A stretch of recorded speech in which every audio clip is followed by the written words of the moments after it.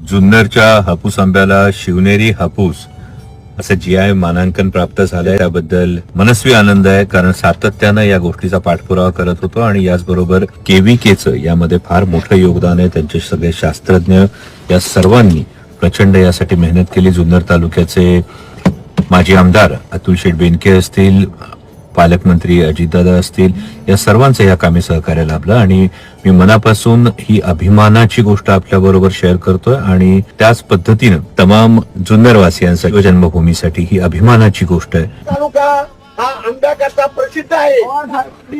शिवनेरी आंबा हा जून मध्ये चालू होतो, त्याला मानांकन मिळावं म्हणून त्यांनी प्रयत्न केलेले आहेत. GI मानांकनासाठी आपण पूर्ण प्रयत्न करतोय. साहेबांच्या मार्गदर्शनाखाली KVKने तो रिपोर्ट पाठवलाय.